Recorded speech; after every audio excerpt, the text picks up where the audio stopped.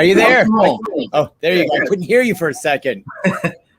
Welcome home, where we provide information, inspiration, and motivator after motivator after motivator here on America's Next. I have Michael Rayner here with me today. How you doing, Michael? I am fantastic. I am so blessed to be on this show. Thank you so much for reaching out. I throw stuff out there in the social media world, and people like yourself ask me to be on their shows. I couldn't be happier. So thanks for having me on the show. Absolutely. You look like you are in a toy wonderland. Where are you right now? This is my garage. A lot of my juggling stuff's here. And then I don't know if you can even, I might have to take my glasses up. Oh, I got to go opposite. Right there's a large pink pig because my child got it when they were little. My kids are 16 and 19 now, and they just can't. It's just he's still here because, you know, you can't get rid of the big pig. Yeah. Kids do like pigs, don't they? I have daughters myself. They love Peppa Pig. I mean, I don't know what it is, but with kids and animals, they love animals just in general. And yeah, exactly. Yes, absolutely. So yeah, we got a lot of stuff. And then I just, for fun, I put up in the garage. These are all like extra Christmas lights. We got them all over just to look festive because this has been during the pandemic. I did so many shows here. So I wanted to kind of have a fun feel when I was doing all the juggling shows right here in the garage, all during the pandemic. I'm getting out a little bit more in real life now, but this was where we did it all right here. Let me get this straight. You continued your career right out of your garage. Yes, somewhat. When the pandemic started, I had like 120 shows canceled immediately. So I started jumping on social media. And then I also put a little tip jar on my Instagram. And this is how generous Americans and people around the world, they start tipping me $3, $4, $5 for seeing a trick they liked. Just kind of helped me keep going into the pandemic. Then people start hiring me to Zoom in or StreamYard in. I've done a lot of StreamYards or just Instagram Live, Facebook Live shows like in England, Seattle, Arizona. So I've done probably, I don't know, 40 or 50 or so Zoom shows for folks just right here in my garage or sometimes in my yard, depending on what they needed. So yeah, but it was a shock. I'm not gonna tell you it wasn't easy. It was a shock, reorienting yourself, figuring out, okay, we got to do something. We got to keep this going, and that's what we did. So there you go. What a triumphant adaptation you were able to make. You know, this is a great proponent as to why we all need garages. You know, you never know. You never know how that garage is going to come through for you and elevate the quality of life. And, you know, in your instance, you were able to sort of build another leg of your business. I mean, you're technically in your office right now. Technically, yes, absolutely. And weirdly enough, because my kids were in Zoom, one was doing Zoom 11th grade. My other one was doing the second year of university. One was in the bedroom, one was in the family office, and the wife was sometimes in the back room because she does voiceovers. Mm-hmm. So I made this we all needed a space to kind of work, just a small 3-bedroom, 2-bath house here in North Hollywood, California. And it just kind of worked out that this was kind of my space. And then I could practice outside and different things. So it actually worked out great. I love your energy. And everybody out there, whether you be on Roku TV, Apple TV, Android TV, Amazon Fire, E360 TV, Facebook, or YouTube, we appreciate you being here. Get in the chat, drop comments. Oh, yeah, go get somebody else to be a part of this episode because what Michael Rayner does, you do not want to miss it. It's the type of thing, if you were in school and they called everybody to the auditorium and Michael Rayner comes out, what a day you had. What a day. So everybody, I want you to, if you can, get somebody else to get into the building with us. Enjoy this episode because he is a true world-class entertainer. Can you talk to us about your childhood? Where did this all start? Oh, absolutely. I come from a very, very small town in the Midwest called Goodrich, Michigan. No, when I was growing up, we didn't have a McDonald's. It was like it took 30 minutes to get to a McDonald's. It was like we had a blinking light and nobody did showbiz. It was just people going to Flint, Michigan and Detroit, either way to go work in the automotive industry. My father worked at the automotive industry. And did you already research that? Like you had that called up there, it says good reviews, or did you just type it up there? Did you know about that? Yeah, no. This is live, candid discussion tonight. Oh my gosh. Yeah. So I was, and then I was a terrible student. This, I want to, you know, we always talk about motivation and whatever. School just wasn't it for me. You know, I was thinking about other things. I graduated with a C- average, but then I went to New York City on my senior trip, and I saw an amazing performer named Michael Davis do crazy juggling stuff in a Broadway show, and I thought it was really cool. And then that summer, I just started practicing. 2 years later, I start doing shows, and it's just been fantastic ever since then. Just working, getting better tricks, doing amusement parks, TV shows, Parks and Rec, school shows, like you mentioned. So yeah, I was a terrible student. I mean, and not very athletic, even though I do an athletic juggling type thing. I was cut from all the sports teams I tried out for. But the one thing I had is time. Even though it might take somebody else a day to learn something, but it would take me 3 days, I had the 3 days. So yeah. You might look, I mean, a lot of your athletes that you look at, they were never, some of them were never gifted. They just went and did the grind. You know, they knew that, like, you know, people with inherent talent come around once in a lifetime, but the people that grind are the ones that, you know, sort of do really well, you know, so it was the grind. You represent hope, encouragement, and creativity to so many people across the country tonight. And I want to talk a little bit more about, you know, your challenges in school. What was elementary school like for you? And also, you know, let's raise awareness about the different aspects of intelligence that are out there. It's not always that you're the biggest academic person. You know, that's not all that we are as human beings is academic people. It's not all reading, writing, and math that constitutes us as human beings. And it sounds like you have some of those other intelligences that paid off in your life and that are still paying off today. Talk about your time in elementary school. What was it like for you? You know, that's the thing. I was so shy. Let me tell you, I was terrifyingly shy. And my school was very, very I'm going to be blunt here. It was very white. It was all white. And it seemed, now this is weird. I know this is going to sound weird, but it was weird not growing up. Like, I gravitated to somewhere else, and I always felt awkward there because I knew there were cities that had other people in it, all breadths, all sizes, shapes, colors, whatever. Right. And it was a very, I'm not going to say repressive, but it was like cookie cutter. I think that's the thing. Cookie cutter. If you're not in the norm of like, do this, do this, do this, do this, you're kind of an outlier. You're a weirdo, you know? And I was super shy, and I just would not, I was always thinking about like dinosaurs or space or something else when the teachers were talking, always worried about being, you know, looked at for some reason. Now that's what I do. You know, people look at me. I was even shy at home when relatives came over. I would hide under the bed, you know.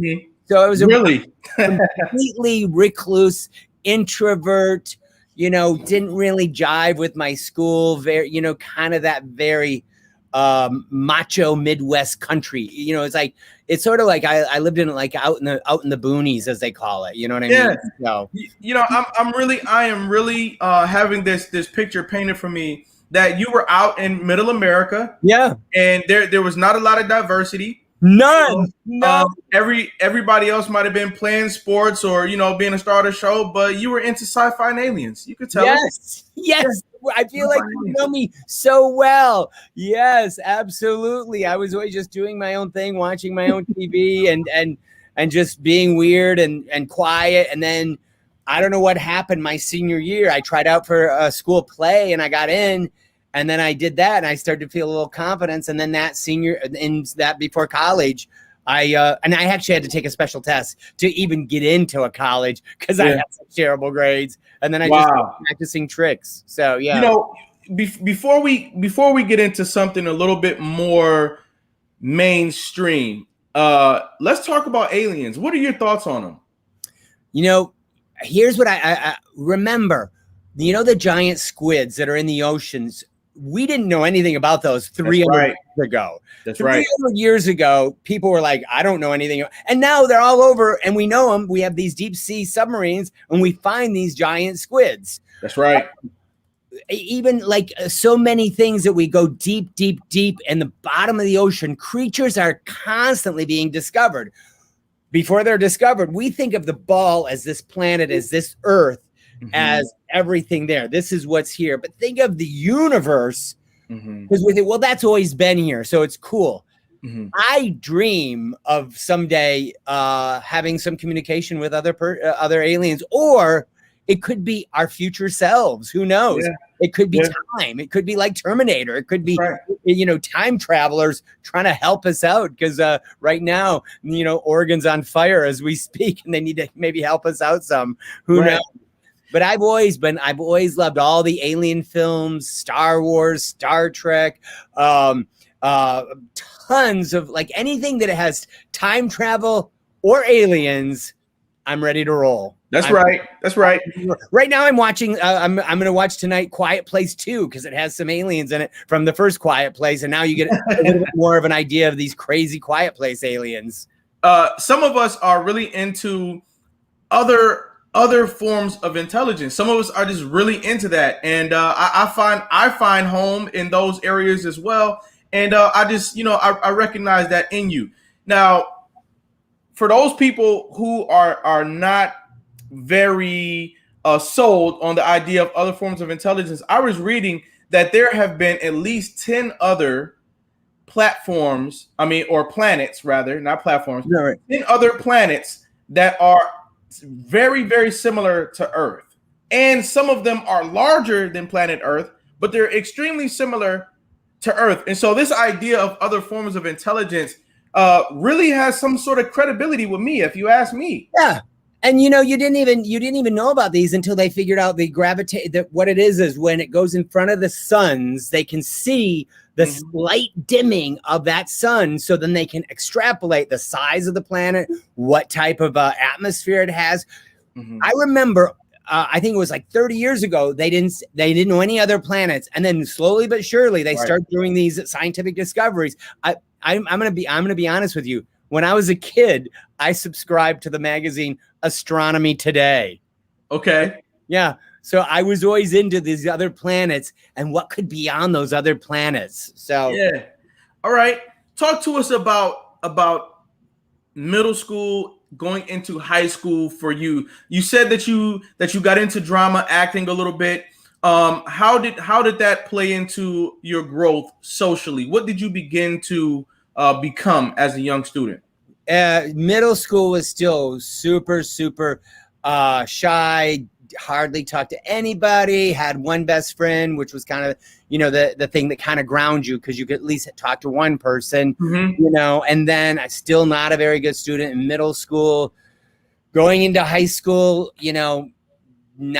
still not happening, I think I didn't even have my first girlfriend briefly wasn't until I was a senior in high school, and it was just lucky. It was just strangely lucky. And then it was somewhere, I don't know, it's a weird thing.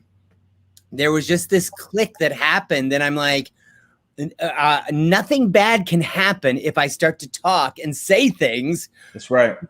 I'm feeling like I'm going to be humiliated by not saying things. So I'm already having feelings of humiliation without saying anything. So you know what? I might as well say things and then get humiliated or not. So then you open yourself up to the humiliation. So once you're okay with any kind of humiliation, you act weird, you say a joke that nobody likes, you do whatever, and then everyone laughs at you. But you felt that way before you said that. So you might as well say it. And it might, all of a sudden, you might come out of your shell. And then once learning tricks, I had something that was kind of something to delve into time-wise. And then as soon as I left high school, then I just delved into my tricks, practice, and then started doing shows. But it wasn't until the last, probably 8 months of high school that I kind of broke out, was in the play, talked to more people, felt a little bit more confident. You know what I mean? Yeah. Until then, it was dismal. It was dismal. In fact, the guidance counselor, when I wanted to apply to the University of Michigan, Flint, it's an extension branch of U of M that people are familiar with. He said, your grades are so terrible, I would recommend against it. And I was devastated, but I said, you know what? I'm still going to apply. And I applied, and they looked at other things on my application, said, you know what? Let's get him into this summer program. If he passes the summer program, so I had to go to school in between high school and college to get into college. Yeah. And then I passed the program, and then I did a couple years there, and then I had enough skills in my juggling career that I just started going full time, and I never, so that 2 years though in college was helpful while I practiced, learning other things, learning how to be social. And weirdly enough, I was a janitor at the college while taking lessons while doing my schoolwork. And across the street, get this is like divine guidance. Listen to this. I would throw trash into this big trash bin. I would, turn on the big compactor, and across the street, there was this big construction happening, and it was an amusement park that was going to open in like a year. And they said, and then I saw on the paper, does anybody have any talent? Come audition. I auditioned. And that was my first job, was at that amusement park while I was throwing away the trash in the big trash bin. There was something different for you. There was something completely different for you than what a lot of other people were experiencing. And when you saw that amusement park being built, you knew that there was something for you there. You knew it. It was a beaconing light. You know what I mean? It was a gift from God. It was a providence. It was, who knows? It was something that was like these things that we call coincidences or serendipity, but it's somehow it was there.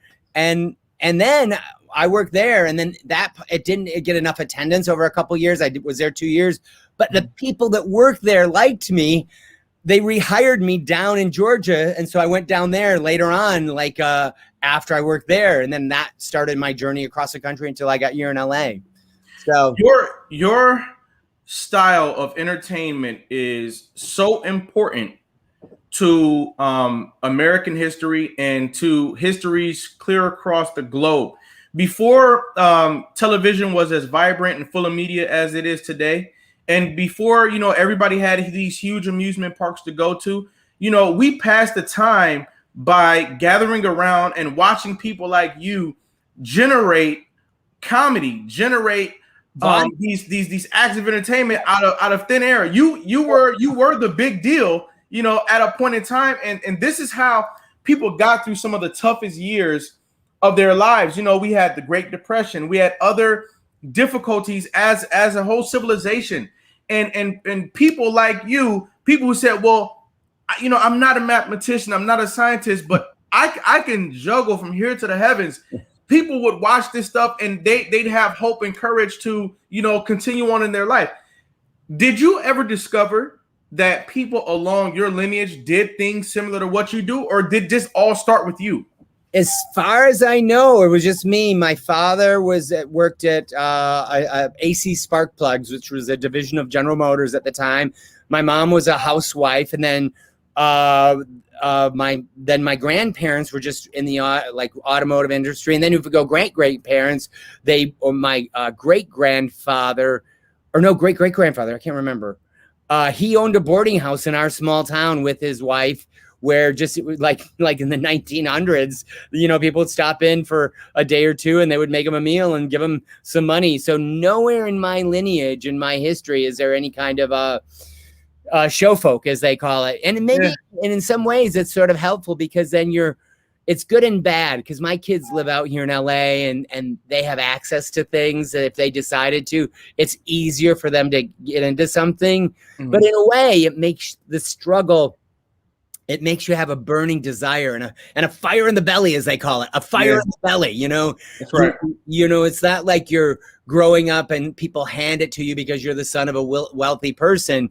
No, my parents were middle America, just middle income, one income, just my dad. And then, you had to survive. You had to figure out what tricks am I going to do this is how I'm going to get gigs and this is how people are going to like me, as opposed to so many other people. You know, so many people are trying to do show business. That's right. That's right. Especially now, you've got 1,000,001 people trying to get into show business some way, somehow. I think it speaks toward our awakening as a people that we want to express ourselves. We want value in exchange for expressing ourselves. And if we're willing to work hard, then there's a life of happiness and of fulfillment in, performing our destiny.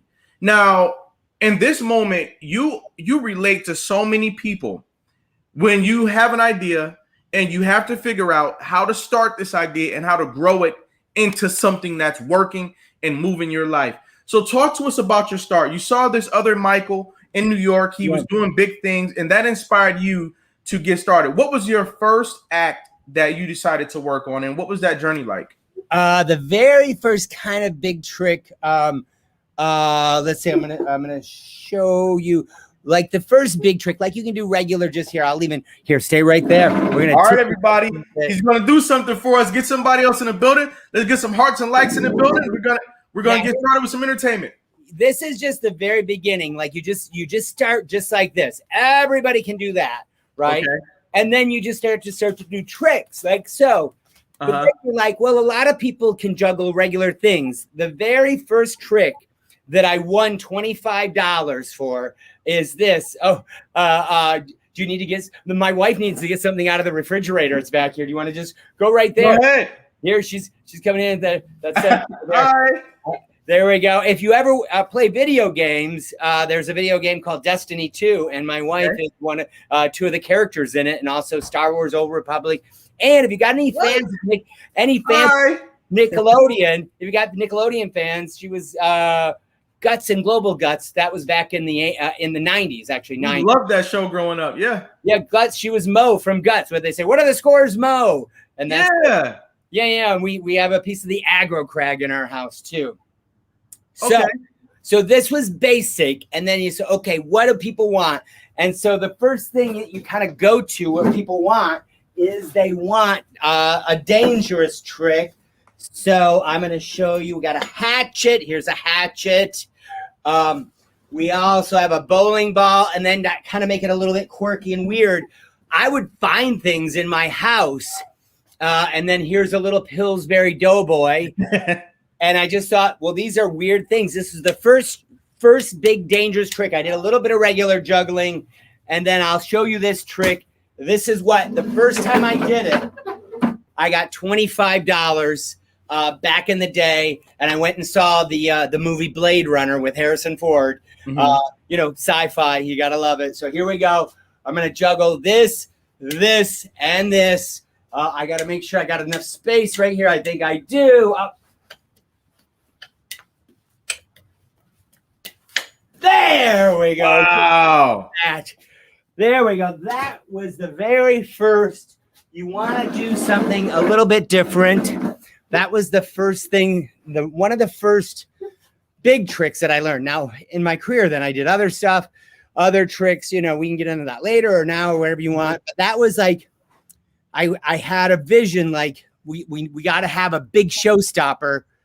So that was the first big trick that I did at a country fair, 5 miles away from my town called Ortonville. I did that trick. I did 5 minutes of juggling. And next thing you know, they handed me $25. And that was the beginning of like, oh, this is the thing. Yeah. There was that, and then I just kept on even practicing harder and learning more tricks and more things. Who did you look up to when you guys started? Besides this other Michael, were there other people that you really liked? I was always a big fan of Steve Martin when he was a touring comedian back in mid to late 70s and the early 80s.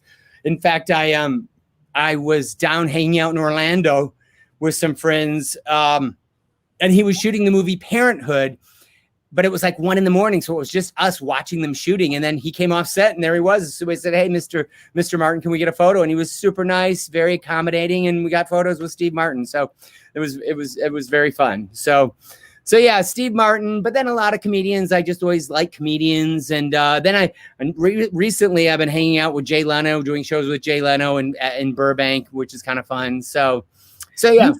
You say that like it's a small deal, but you know, Jay Leno is somebody that, you know, any of us would at least have a conversation with if we could.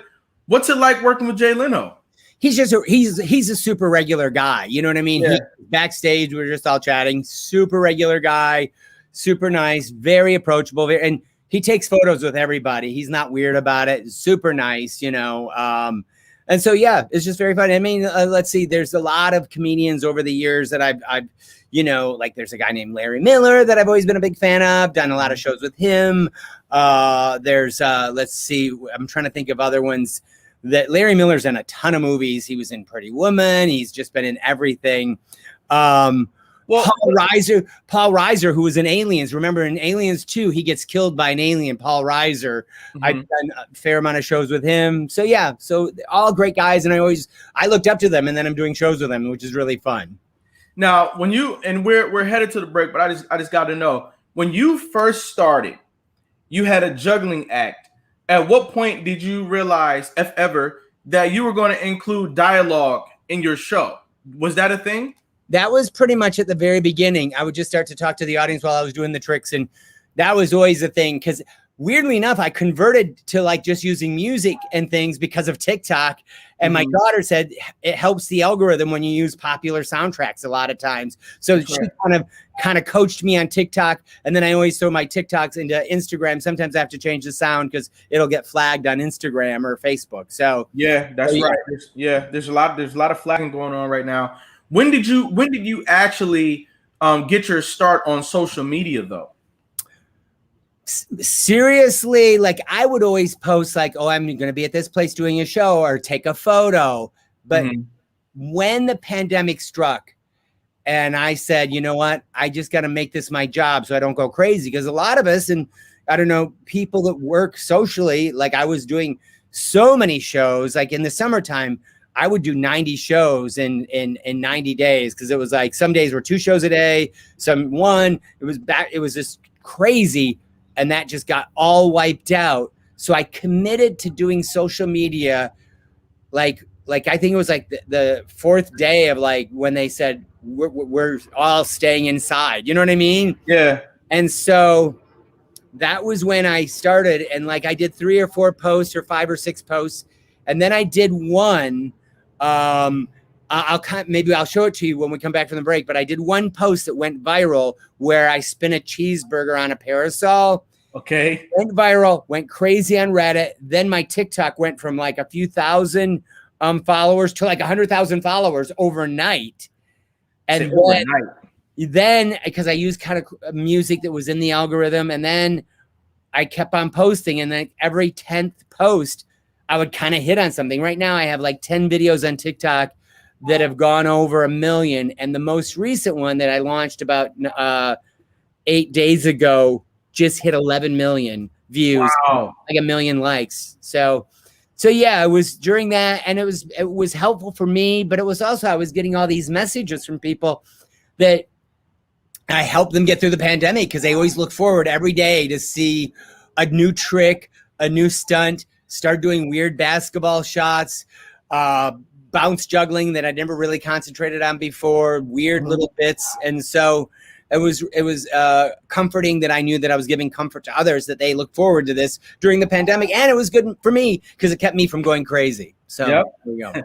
Ladies and gentlemen, we're talking to Michael Rayner right now. He's from Middle America. He wasn't born this awesome. He worked for it. And he's a shining testimony to the idea that you can start off with something as small as a mustard seed and grow it into a wonderful life. We'll be right back with more from Michael Rayner. Everybody sit tight.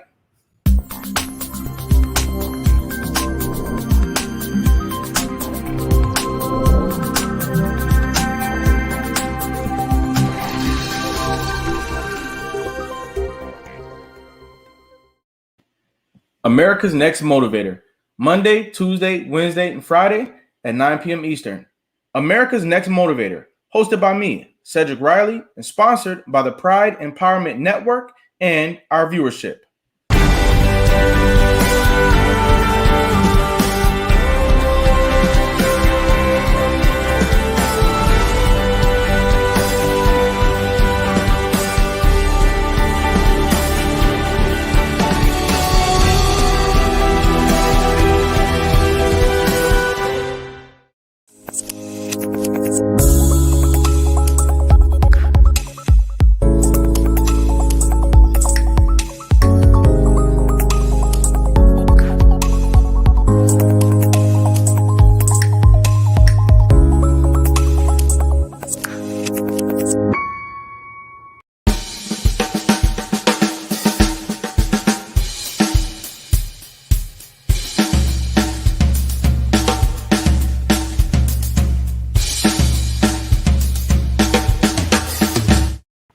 And we're back. Hey, Michael, how you feeling out there? I'm feeling great. I'm in the garage. It's a little bit cooler. It's a fantastic 95 degrees here in California, and it's been great. So do you want to see a trick? Should we do a trick now? Yeah. Let's do a trick. I want to acknowledge we've got Joelle Van Kyken in the building. Madeline Sanders is here with us. Chastity Curry, Raul Marrero, and Davinia Mumfrey. I see you all out there. I appreciate you. Let's get some hearts and likes in the building from Michael Rayner, everybody.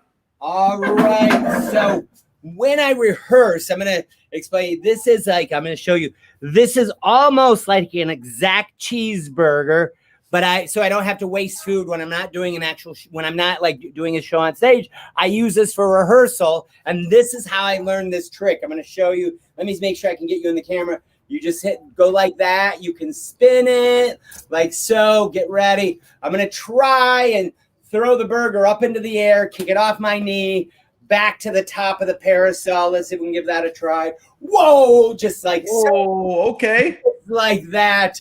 Get ready. Up, down. There we go. And that is how the cheeseburger trick is done. And this trick alone has been on the David Letterman show, the Late Late Show with James Corden, Ellen, America's Got Talent, WGN, KTLA, and a couple other affiliates out there. The trick itself was I learned how to spin a ball on a parasol, but I knew other people did that. It wasn't really interesting. Mm-hmm. I was in line at a McDonald's, even though now I use Burger King for the trick. I was in line. I bought a burger, put it up there, spun it. The audience went nuts when I took it to the show that night. It was crazy. So it was just one of those moments, And so it's I've even my favorite thing now. You showed it in some of the photos. I now douse it in lighter fluid if I'm like in a warehouse show. Yeah. I spin it. I wet the parasol down and I spin a flaming cheeseburger on the top of a parasol. So yeah. So just crazy how things work out. How does it feel to be featured on such major platforms doing your tricks? How does that feel? Talk about it. Here's the thing I want to tell everybody. This is what's really important, that the first time I was on like a big TV show like David Letterman, this is way back in the day. This is before I even had kids. I think this was at least, I was back in my apartment. It was amazing, and I was excited, and they flew me out to New York. I got to stay in a fancy hotel. I loved it, but at the same time, you kind of you enjoy it, but you have to remember the next day, you still got to go do a birthday party for a family or go to a library and do a show and still stay present. You have to stay present, and you can't be arrogant thinking I've been on all these cool TV shows, because you're on them and it's great. But you're still working. You're still, working for a living. A lot of people think that you do all these things, offers are coming in. No, I still work it hard. I'm still sending out stuff, auditioning, always working the system hard. You can be on TV. I have a lot of friends that are on, you would know them from being on Babylon 5 when Babylon 5 was a show. They still had to do their waiter job. People would say, they would look at their waiter and say, weren't you on Babylon 5 for 4 episodes? They go, yeah, but I still need to make a living. You know what I mean? Yeah, so right. It was exciting. It's still thrilling, but you got to say, keep it real. I have to go to work the next day. Mm-hmm. Keep on making it happen. You know what I mean? Yeah. I want to really articulate. I've done a lot of cool things. But tomorrow I'm going to go do a show at a library because they're paying me money and I love doing shows. That's right. It doesn't seem glamorous, but anytime I get to do a show for people, it's fantastic. Yeah. They say it takes 10 years to be an overnight success. Yeah, definitely. And what a great reminder that we all need to stay present.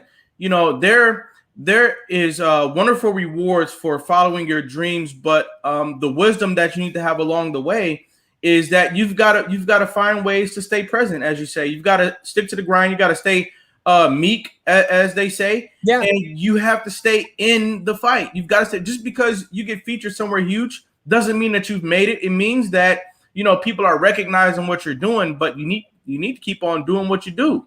Absolutely. You know, that's the thing. I took the time in the pandemic to learn new tricks. You know, I learned so many new tricks and variations on tricks and keep on learning new tricks to this day, you know, and also ways to apply my show to the audience that resonates with them. You know what I mean? So That's right. I'm always learning. I tell everybody, always be learning, always be interested, always be.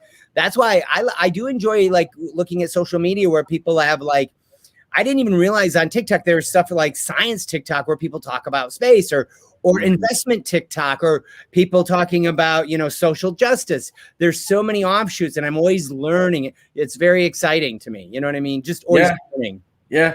For everybody out there who's tuned in, I just want to show you some of the videos that I found out there on Michael. I went out there, I did a little research, and you guys, you know, that's what I do. So I went out there and I found some videos. You guys check some of these things out. Check it out.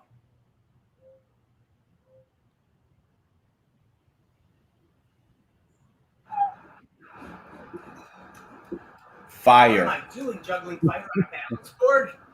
Yeah, I'm doing it without glasses because I can see the trick right now.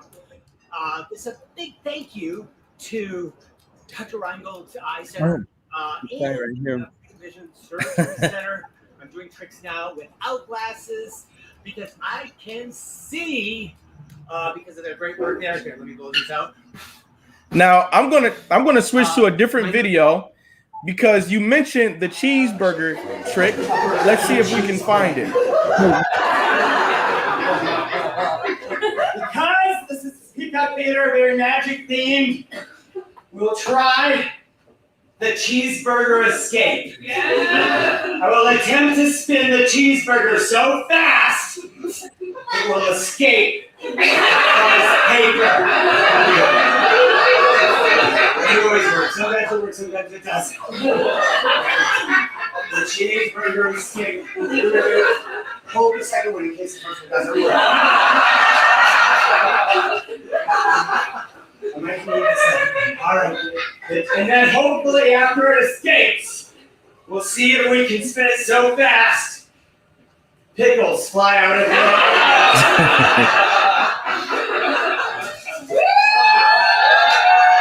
Let's get some hearts and likes in the building, y'all.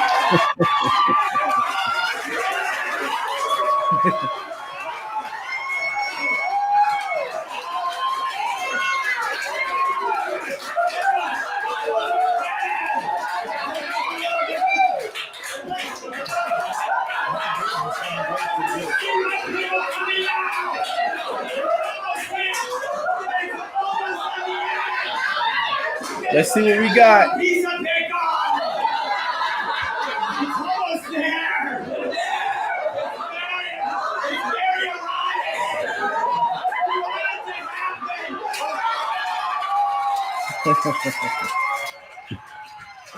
alive! Super cool, super cool. Now, that's the cheeseburger trick that you were talking about. How many hours have you practiced that sort of trick? How many hours have you practiced? So the cheeseburger, I'm trying to think I think I did my show. What I showed you earlier, the bowling ball bit used to be my closing bit in my show. And now sometimes I don't even use the bowling ball bit depending on what show I'm on.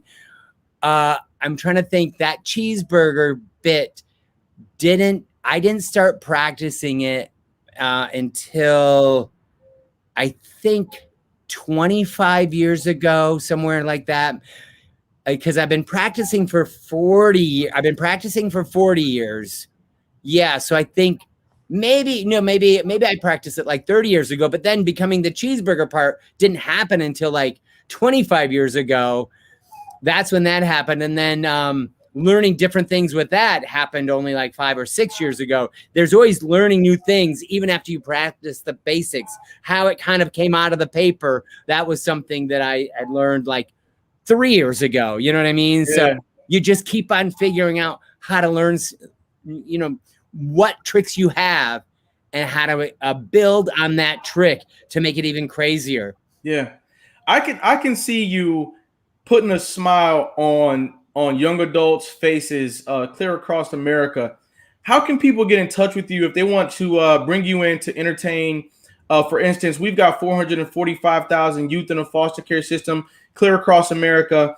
And when I have conversations with them, it's seldom if ever that they've been in an entertainment venue that was able to put a smile on their face in a way that you do.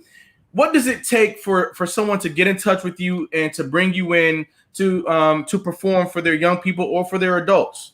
If you go to Instagram, Broken Juggler, that's where you found me. Go to Broken Juggler on Instagram and just DM me, and I try to get back to everybody. And see what we can work out and what we can do, and see if we can make things happen. And that's the easiest way is just you DM me on Instagram. And so far, I'm not famous enough yet that I can handle all the DMs so far. Right. So there is a chance now, everybody, if you want to bring him in to perform, whether it be for your young people, your adults, I'm sure corporate America gets a blast out of the things that you all do. Ages, from like little 3-year-olds all the way to, I just did a show where the average age in the audience was 85. Yeah. Everywhere. Yeah. Everybody, let's get out here and support Michael Rayner. I'm very enthused at what I see him doing. If you guys find his page on Instagram, The Broken Juggler on Instagram, it's just video after video after video of pure entertainment. Now, what would you say is the difference between what you do and what a magician does? Is this magic or? No, that's a great question. I'm trying to see if I have anything as an example. I might have an example. No, I don't know if I have an example, but I'll tell you the difference right now. Everything that I'm doing, you see the trick. When a magician does a trick, you don't see the trick. You just see the end, which both are amazing. You know what I mean? Mm-hmm. Like when the magician, all of a sudden there was nothing. And then all of a sudden he's holding a bird. You know what I mean? Yeah. You don't know, where did that come from? Even though it might have been completely right in front of you the whole time, but just how they use their hands and their emotions. I'm showing you everything up front. You know what I mean? Like that, which is kind of funny. I'm going to show you. Here's the one thing, the most recent thing that went viral on Instagram and TikTok. I'm going to show you something, and it kind of illustrates this. It sort of became a magic trick where it wasn't intended to be a magic trick. Okay. I started my trick like this, and people were just watching it. And then at one point, I went like that, and then, oh, wait a minute. I did it. And I grabbed this other racket, and then I started doing the other racket like that. On Instagram, I didn't intend it to be a magic trick. People said they had to watch it a couple times because they didn't realize it was just under my arm the whole time. Right. I just do it in my show. I never make it a thing in my show, but because it was only 15 seconds on the TikTok and the Instagram, in my show, I'm just picking it up and putting it there so people know. But when people start seeing this, and then all of a sudden there was another racket, right, it became sort of a magic trick. And that's the thing. In juggling, you always see the trick. In the magic trick, you don't see the trick. You see the end when it's the reveal. Right. You know, both are great. And all my friends, I mean, half of my friends, my good friends out here are magicians, ventriloquists. It's so funny. Whenever we have like any kind of hangout, it's just like a who's who of like magic and juggling and ventriloquism and contortionists and then weirdo, amazing, a guy that does crazy Etch-a-Sketch art while singing, tons of things. So yeah, it's fun and bizarre. Who inspires you to come up with these tricks? Do you come up with them yourself, or like how do you come up with this stuff? I love that question, because what it is you'll get a base. You'll say, okay, here's the thing. You'll know what the regular juggling trick is. Like some people balance things on their nose. I thought, well, what if I ask the audience for their shoes, and if I can't balance their shoes, I have to give them $5. So I've created tension. You know what I mean? Like, oh, I can win money. It's the whole audience is riveted. And then I look at their shoe and I say silly things about their shoe, whatever. I make jokes about their shoe. And then it's a win-win. I'm getting something from the audience. So you think, what can we do to get into some kind of tension that the audience will accept? And then when I do the trick, there's a release of that tension. So you're figuring out those things all the time. Like the shoe balancing I just came up with about 5 years ago, and I balanced like Neil Patrick Harris's shoe on my nose and a bunch of like cast members from SNL at different shows that I performed at. I think I even balanced Dick Van Dyke's shoe because he was at a show I was performing at. So yeah. How do you manage to network at this level? Did you take networking classes or anything like that? You know what? I wish I had. That's the interesting thing. And I want to really reach out to your viewers right now. And this is the most important thing. So many of you might be talented, but you got to be so talented to kind of be a jerk and still work. But most of us have to be really nice, be approachable, be accommodating, be friendly. And then people want to work with you. And then people like what you do. I like what other people do. I constantly, if I can't do a job, I refer it to somebody else. They remember that. Then they refer me for things. I'm looking at where there's auditions for things or showcases. There's things for colleges where it's called APCA and NACA, where you go and perform for the college students and then they book you for their universities. There's showcases for libraries where you go and do your performance and then they book you for like libraries all over Southern California. Always be looking, where are the opportunities? There's a thing called the Western Fair Alliance to do fairs. So many people go to the fair circuit. Stand-up comedy clubs, you might have a friend bring you into the stand-up club and say, hey, this is my buddy. He wants to do 5 minutes. You do 5 minutes. They like you. Then they start to bring you back as a paid performer. Yeah. So many things. The comedy club I work at now, when I first got to LA, they had a comedy competition. This is going back, let's see, what year? Let's see, I'm trying to think. This is going back like 2001. I saw this thing in like a newspaper, come perform in this thing. So I did. And then I got to be good friends.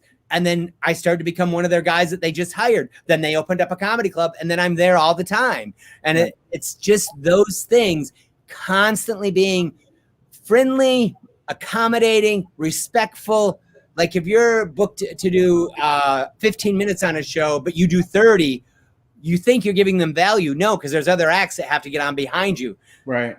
Unless you're Dave Chappelle, you can't do 30. You got to abide by the rules if you're just, and then that's how you get all the gigs and all the networking happens from that. There are a lot of people out here who they want to do something creative. And, sometimes they feel that maybe their stuff is not good enough. Have you ever felt like that? And how did you deal with that? Boom! You just hit it. That's a grand slam question. Go sign up for the Yankees or the Mets. I don't know which you are. I don't know what you prefer. Yeah, Let's go sign up, because that is the dilemma of so many performers, broadcasters, entertainers. You have to fight through the fear. This is the most important thing I tell everybody. There will always be people better than you, and you will always be better than others. Stay the course. Keep working. Keep learning. There are many times that you will maybe try a bit out. It doesn't quite fly. I've seen top-notch comics try things that don't do well, but they work it. The next night, it gets a little bit better, and they work it. And the next night, it's huge. And then they keep on working little bits. So you always feel like an imposter, but just fight through the fear. Keep it going. Keep your eye on the prize. You got to keep working, though. I'm not saying you can't just sit, you can't say, I'm going to sit back. I can't do this. Challenge yourself. Challenge and go for that. That's all I can say is you got to fight through that fear. Everybody out there, be encouraged. If you are doing your thing, you have something that you set out to do. Michael said it best. You have to fight through your fear. It gets better if you stay the course. It gets better if you stay the course. Now, What's next for you? If you could create your own ideal world, if you could forecast your own future, where would you like to see yourself in the next year or so? Oh, I love it. Here I've been, one thing that I'd really love to do. Like I had a comedy special like 20 years ago called Bananas. It was really fun. And then I've created a lot more tricks since then. I'd love to be on like a Netflix comedy half hour or something like that with all my new tricks and all my weird tricks and some of the dangerous stuff that I do. You know what I mean? Some of the fire tricks that I do, which would be really fun. And some of the new joke bits that I do. So I would love to be on Netflix. So hopefully a Netflix executive is watching right now as we speak, and we can hook that up. That would be the dream. And then going from there, I have written pilot scripts for TV. I've written movies. I did a pilot for Nickelodeon way back in the day. I look at my career as I have my show, which I love, but then sometimes I'll do writing things just for me. You know what I mean? Like I make money at the show, but then sometimes you want to be creative where it's like, I'm going to get crazy. No one might not, you might not like this. Nobody might not, no one might, I don't even know what I'm saying now. It might not be received well, but you're doing it for you. And then somebody might like it. That's what I'm trying to say. That's right. That's right. We live in an age where our children, the young people, they watch things on YouTube that young people didn't used to watch. I can totally see on a platform like Netflix or YouTube or Amazon where you're doing your performances and young people are sitting back or grown folks. Everybody has these likings for ASMR or any sort of tangible somebody else doing something that they're not doing, and people get a lot of good feelings out of that. It arouses a lot of positive thoughts and encouragement for people to watch you do things like that. So I could totally see something like that going.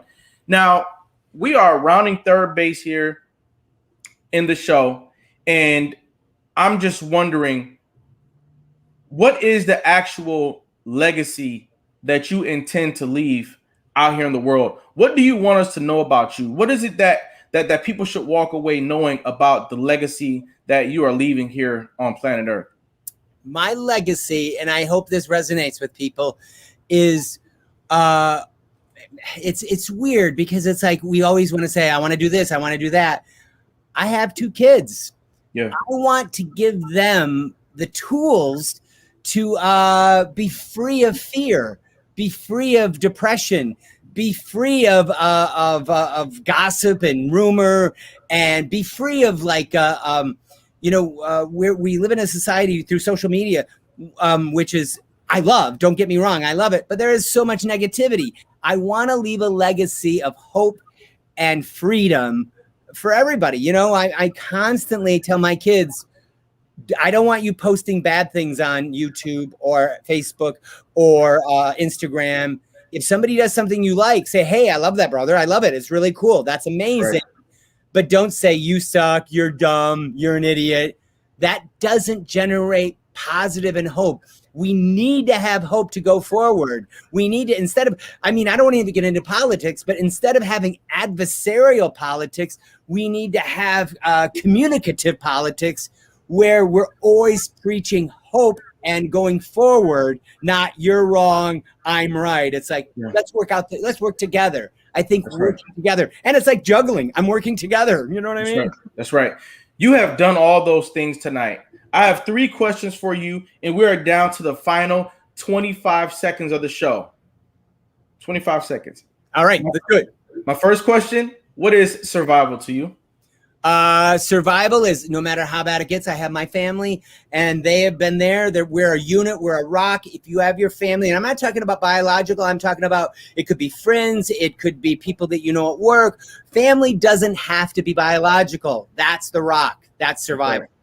What is success to you? Just doing the work. I don't care if people pay me money or not. Doing the work is the success. Challenging myself, if I get paid or not, that's up to the marketplace. But doing the work is success. What is greatness to you? greatness is when I leave this planet, people had some laughs, and I cheered up their day. Michael Rayner, we have listened to your story today. I love the way that you began to express yourself, and you remain true to your character, and it's taking you places today. So we are giving you your respect while you're here with us on the show, and we're giving you your crown today while you're still with us. Everybody, put your crown emojis into the chat. Ladies and gentlemen, put your crown emojis into the chat. Put your crown emojis into the chat. We are letting the world know that you, Michael Rayner, you are America's next motivator. Oh, thank you. Thank you. Absolutely. Absolutely. Thanks for stopping by today, all right? I'll see you later, everybody. See you later. We got crowns coming into the building from Ari Sky. Everybody loves you. I'll talk to you later, sir. Ladies and gentlemen, there you have it. Each and every episode of America's Next Motivator is going to have something here for you. All you've got to do, just like you did today, stop by and pick it up.